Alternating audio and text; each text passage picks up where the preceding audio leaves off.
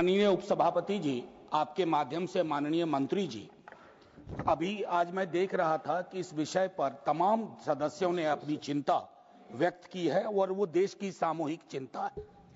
मुझे अफसोस के साथ पहली सप्लीमेंट्री आने से पहले कहूं कि एक रिपोर्ट लीक होती है, टेलीविजन डिबेट्स में पायलट को विलेन बना दिया जाता है।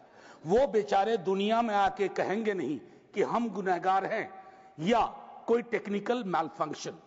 खैर, मेरा पहला है कि जब FAA की यूएस फेडरल एविएशन एडमिनिस्ट्रेशन की 2018 और यूके की सिविल एविएशन अथॉरिटी ने ये सारे एडवाइजरी पहले जारी की थे फ्यूल स्विच सिस्टम के लिए। अभी हाल में आपने खास करके बोइंग 737 और 787 एयरक्राफ्ट के लिए मैंडेटरी किया है कि आप उसकी ऑडिट करिए, उसकी सेफ्टी सिक्योरिटी मैकेनिज्म को चेक कीजिए। My question is, you have this input in 2018, since 2018, in 2024, why does it take a crash of this nature to do what should have been done in a routine way? Thank you. Sir, your question also has the answer. In a routine way, all these checks are already done. When there is a directive that is issued, then there is a special check that is done. But in terms of all the equipment that is there, according to the protocol that is listed, all the checks are thoroughly done. It is not that only when they say that this has to be checked, there is a special check that is done. All the fuel switches, all the cockpit, all the tires, everything get checked very robustly, very regularly. That is why we have a very tough process. But taking an advance like you said, we wanted to be more thorough. All checking has been duly happening from that time. And what you have mentioned, what the FAA has done also, there are two types of directives. That is, one is the AD, which is the Airworthiness Directive, which is a mandatory that all the other state regulators, they all follow. But what you have mentioned right now is a special airworthiness information bulletin, which is not a mandatory thing. Like you said, if necessary, then the state regulator can do it.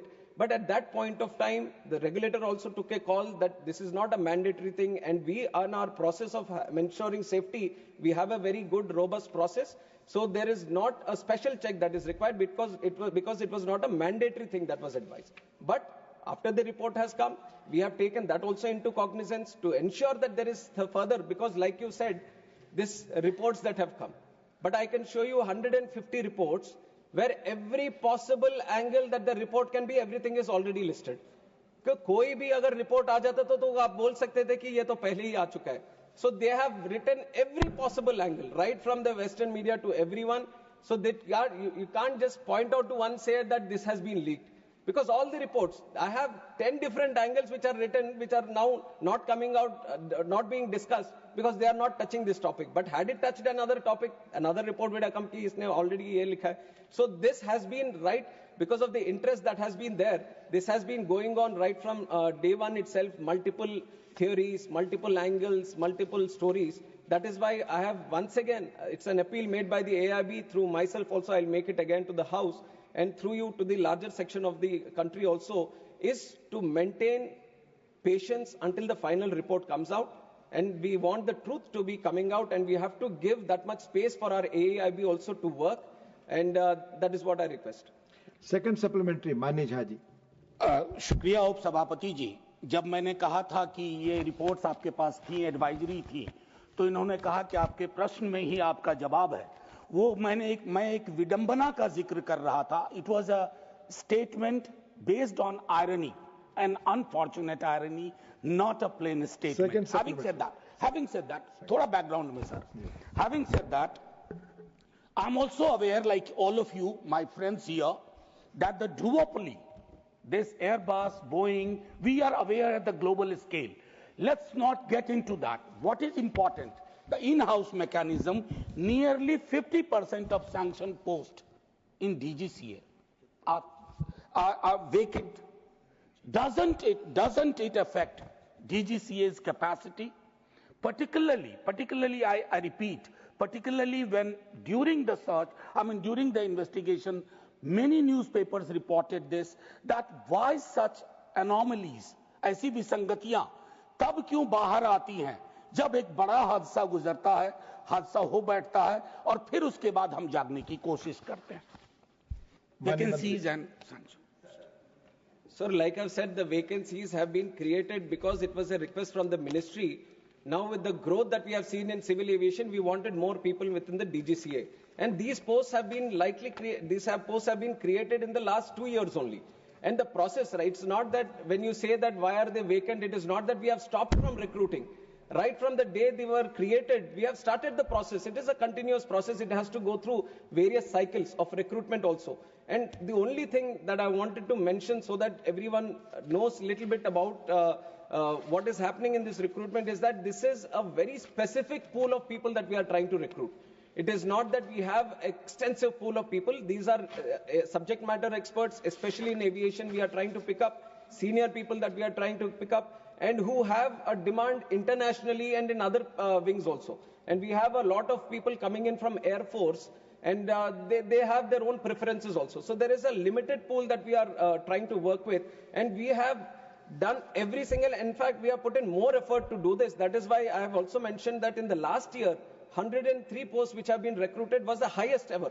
Because we wanted to speed up the process, we wanted to ensure that DGCA, the posts that are created is well equipped and it is full of the people that have to be recruited and no vacancies. It is an ongoing process. This year we are committed to take in 190 more, and also in the future all the posts are being worked out in such a way that no vacancies, the situation of no vacancies does not arise. First supplementary, Mani Sanjay Singh, not present. Mani Sri Raghav Chadha. Thank you. Thank you so much, sir. Sir, India's civil aviation sector is booming, no doubt. But it appears that the regulator, the DGCA, which is the backbone of the sector, is cracking up under pressure. I say this because it is understaffed, it is underfunded, and it lacks autonomy. Sir, Parliamentary Standing Committee की report बताती है कि वर्ष 2024 में technical post में overall vacancies की बात नहीं कर रहा, डीजीसीए के अंदर टेक्निकल पोस्ट में 55% की वैकेंसी है. टेक्निकल पोस्ट का काम क्या होता है sir? Air safety inspection, passenger safety, pilot licensing, aircraft maintenance और air worthiness.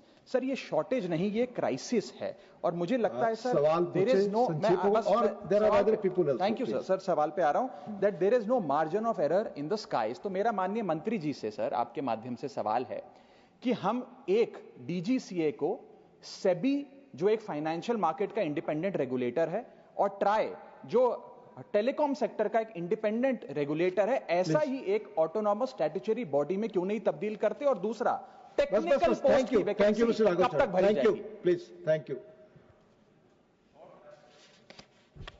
Sir, I have to place on record that the DGCA is not under any kind of pressure.